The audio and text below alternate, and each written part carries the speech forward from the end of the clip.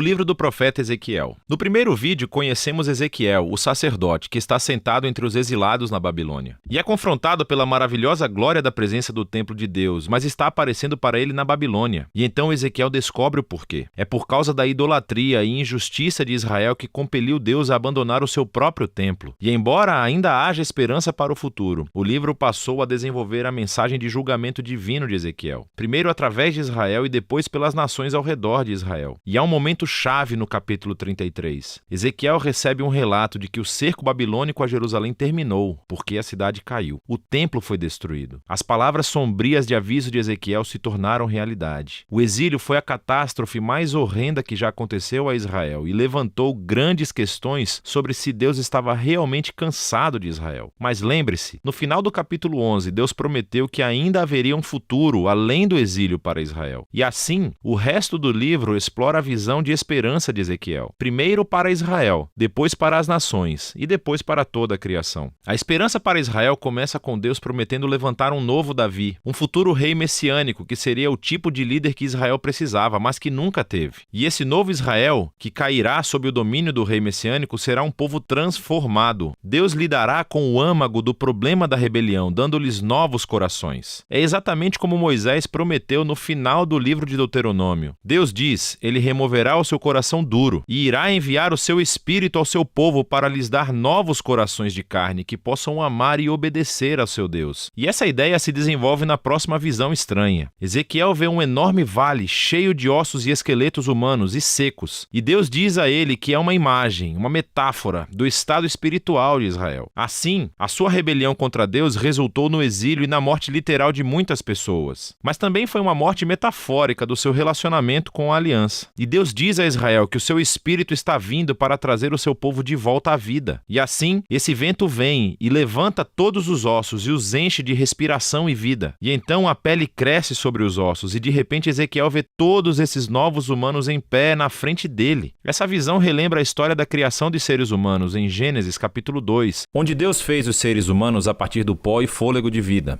E assim, Israel e toda a humanidade se rebelaram, resultando em morte. A única esperança é que Deus realize um novo ato de criação e crie novamente os humanos de tal maneira que eles possam verdadeiramente viver em um relacionamento de amor com Deus e uns com os outros. E assim, depois que Deus lida com o mal que está nos corações do seu próprio povo, algumas questões ainda permanecem sem solução. O que fazer com o mal que ainda está desenfreado entre as nações? E o que fazer com o futuro da morada de Deus no templo? E isso é o que as duas sessões finais do livro esclarecem. Primeiro vem os capítulos 38 e 39, e eles prometem a derrota final do mal entre as nações, que é personificado por um governante chamado Gog, da terra de Magog. Esse nome é derivado de uma genealogia de antigos reinos e terras do capítulo 10 de Gênesis e se refere a nações poderosas do passado distante. E assim, Ezequiel pega esse antigo nome bíblico como uma imagem de todo e qualquer reino violento. E descobrimos que Deus se alia às 7 nações que vêm dos 4 cantos do mundo, o que claramente é uma imagem representando todas as nações. E isso também nos ajuda a entender por que Ezequiel descreve Gog com imagens que ele usou anteriormente no livro para descrever o rei de Tiro e o rei do Egito, o faraó. Para Ezequiel, Gog é uma amálgama das piores e mais violentas pessoas da Bíblia. Gog é o arquétipo da rebelião humana contra Deus. A história básica nesses capítulos é que Gog resiste ao plano de Deus para restaurar o seu povo. E assim como o faraó na história do Êxodo, Gog vem para destruir o povo. Mas Deus liberta a sua justiça em Gog e há uma enxurrada de cenas que não fazem muito sentido literário se você as ler em sequência. Porque primeiro, Gog e seus exércitos são consumidos por um tremor de terra. Mas então eles são consumidos por fogo em 2 momentos diferentes. E depois disso, Deus vem e ataca Gog e o seu exército nos campos onde eles ficam por meses. É claro que essas cenas estão cheias de símbolos e imagens. Ezequiel retirou toda a sua ferramenta poética aqui para descrever como Deus está determinado a finalmente derrotar o mal humano que arruinou o seu mundo. E é para que ele possa preparar o caminho para uma nova criação. E assim, uma vez que o mal é finalmente resolvido entre as nações, a última seção do livro descreve como a presença de Deus um dia retornará ao seu povo e o seu templo para trazer a restauração cósmica. E então Ezequiel tem uma visão longa e elaborada de um novo templo e uma nova cidade. Ele recebeu esse guia turístico celestial que mostra a complexidade do novo templo e é muito maior e mais majestoso do que o templo de Salomão. Há um novo altar, novos sacerdotes, todo um novo sistema de adoração. E depois dessa tour elaborada, a carruagem gloriosa do trono de Deus que ele viu na sua primeira visão volta e entra no templo. O significado dessas visões do templo tem sido uma fonte de debates desde muito tempo. Alguns leitores cristãos e judeus acreditam que essa visão um dia será cumprida literalmente e que esses capítulos oferecem as plantas reais do novo templo que será construído quando o Messias retornar e trouxer o reino de Deus. Mas muitos outros leitores judeus e cristãos pensam que essa visão, como todas as outras visões de Ezequiel, é cheia de simbolismos e elas descrevem a realidade da presença de Deus retornando ao seu povo no reino messiânico, mas não necessariamente da forma de um edifício. Qualquer que seja o ponto de vista, o importante é o fato de que Ezequiel nunca chama a cidade de Jerusalém. E os capítulos 47 e 48 nos mostram por quê.